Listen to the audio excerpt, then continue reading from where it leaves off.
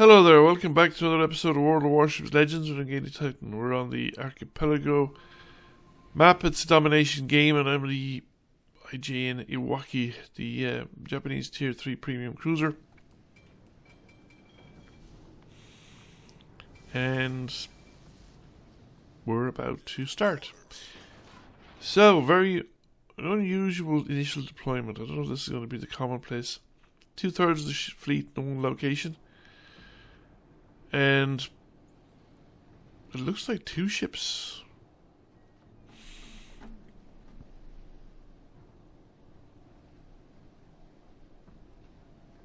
Yes, so it's slightly more than 2/3. 2 ships all on their own. Without as much as a destroyer. I think it's a bit excessive. Now, are the enemy deployed similarly? Somebody firing at the map border. That actually looks like a not one of ours. So there is the free ant. So that was probably the free ant that was firing randomly at the map border. Don't know what he was at. He just contributed to giving away his location really before he was spotted. Somebody knew there was a ship down there. Now I was waiting for him to come into contact. Now the thing is, we have 2 smoke screens up. So the free ant can see nothing except smoke. But he's sailing into smoke. He's got to know, well, he's got to know the incoming fire. There are ships behind us. And now he's pinned himself up against the island. Unfortunately for him, fortunately for him, I'm not hitting him. I'm going to have to pop smoke here. Now the thing is, with the 3 smoke screens up, it's very likely that the enemy don't realise that there's as many ships here as there are. It looks like the enemy was deployed in a similar fashion, so it's 2 versus 7.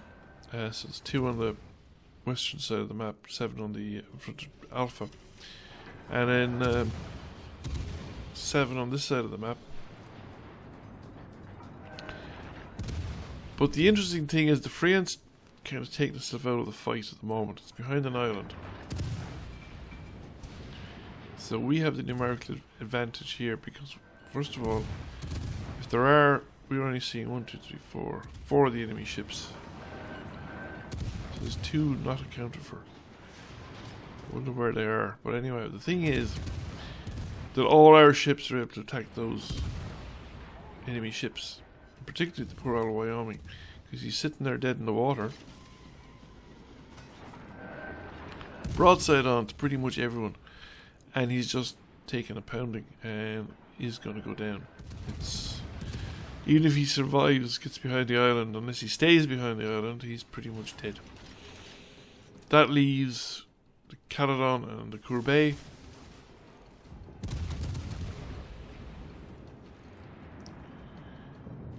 Where the free ant has gone, but there's another enemy ship over there, possibly the free ant. Managed to get a citadel on the Caledon. Caledon potentially could get out of this if he just decided to leave. He's actually quite a maneuverable boat. Wyoming is about to come out from behind the island again and is going to basically pay for that price.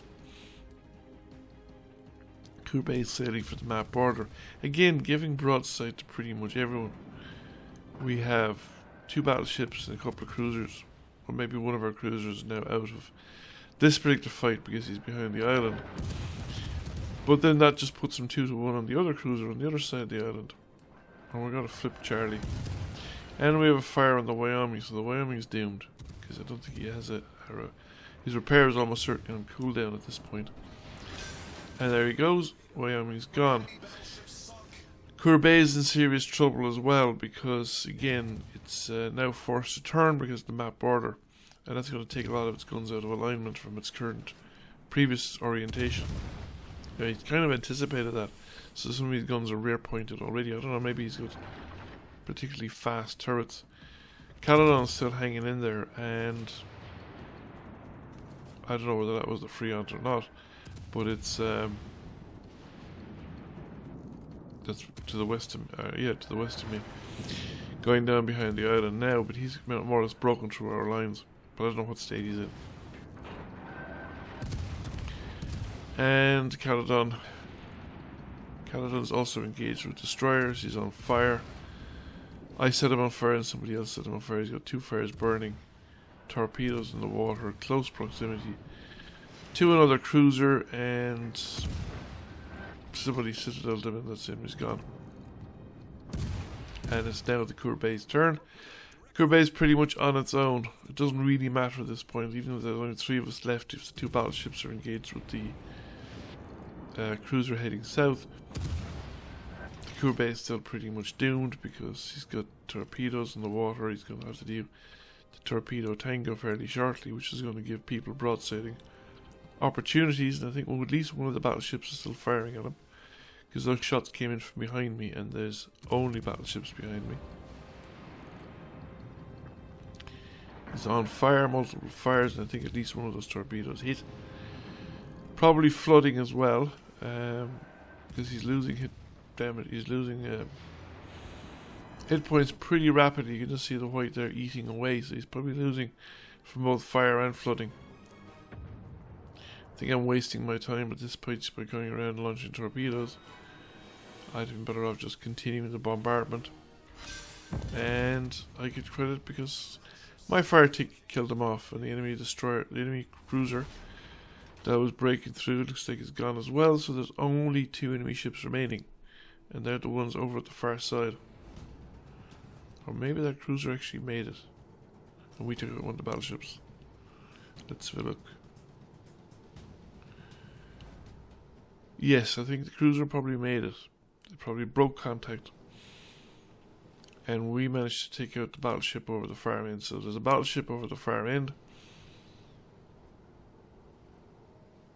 The enemy cruiser, which would be the Freon, and there somebody's in capture point Alpha, so that would be the battleship. So that was a 2-on-2 fight over there, and we managed to lose it. Now St. Louis is looking for assistance, but he's not slowing down. The thing about looking for assistance like that is that you're 6 kilometers in front of every other ship, and the thing is you're pretty much as fast as every other ship, so if you don't slow down, people won't catch up with you. And you'll be on your own, running into the enemy fleet. So while I'm quite willing to come to your assistance, mate, you really do have to slow down a little bit, and there is the Freant. If that's the same ship, he got away really lightly. So that's the Freant in capture point Alpha, and the St. Louis is open fire and thereby revealing his position, and is giving broadside to a higher tier cruiser.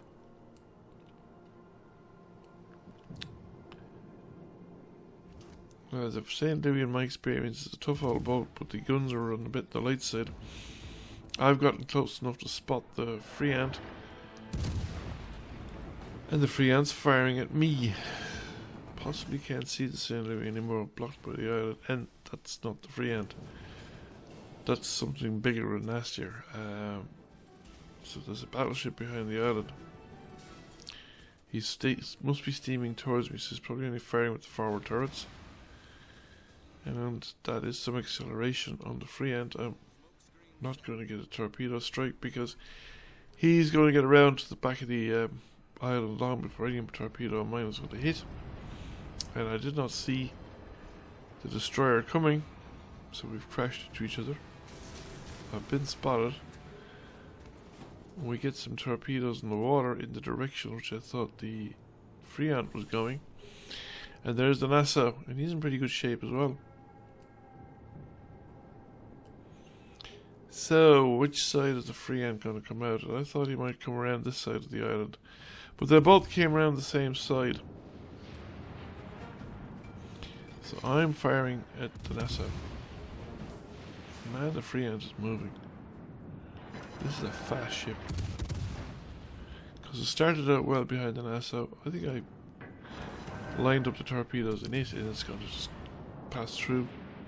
Well past them. And I would say the Nassau is going to evade the torpedoes as well. No, managed to get a hit in. Did a nice chunk of damage. Okay, that was valuable. That actually was a really serious chunk of damage there. I'm about to run out of smoke. We haven't got a fire set. We need a fire on the NASA urgently. And torpedoes aren't quite ready. More shots out, and is the destroyer going to give me smoke? He is. It looks like he's giving me smoke, which is good because it means that I at least am not going to be spotted. The destroyer is in the middle of his own. He's not edge. He's on the edge of the smoke screen, so the enemy ship knows where he is. NASA has managed to avoid that first spread of torpedoes, and I've pulled out. I don't think the vessel will maintain the same course. I don't think you get the chance anyway, because there's a second set of torpedoes coming out, and the VSS's turning into them. Will he manage to evade? I got a fire set. That's good, and he's actually managed to evade the torpedoes, which is a nice piece of driving. Very well timed there, but he is doomed, and the Freon is not. Has disappeared from view. He's gone around the back of the island or something, so he's not in a position to help. And that is something I notice people do quite a lot as well. Now, I don't think it was probably intentional in the last Freon's command or the Freon's commander. I know I've done it myself, but people can frequently overestimate or underestimate the amount of time it takes to get around an island. Think they're going to get into a flanking position where they can use guns or torpedoes from an advantageous position, and sometimes it just doesn't work out because you're better off actually keeping your guns in the fight. We were focusing on the Nassau there, so the Freon was probably safe enough and our battleships had not arrived. He could probably have engaged that fight without taking a lot of risk, and I don't think he'd have won it, but he'd probably have cost us a ship. Whichever ship he'd focused on, would myself or the Izakaze would probably have died. Well, the enemy battleship was focused on the Izakaze, so if the Freon had also been focused on the Izakaze would almost certainly have died, and then it would have been me versus the Freon, or me versus the two of them for a short while at least until the battleships arrived. Whereas now we're all alive and we're in hot pursuit. Whether we'll catch them now before the end of the game is another day's work.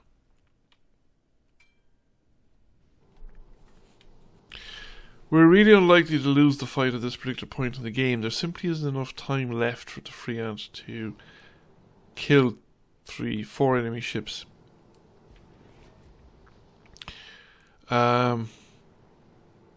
Simply because there just isn't enough time. I don't think he has the firepower to actually do it. If he had stayed, he definitely could have risked himself a little further in the last fight. He definitely has enough hit points left that he could have taken the risk, and I think he probably would have gotten another ship. But even if he had, I don't think he still would have won the fight with 2 minutes remaining. He just wouldn't.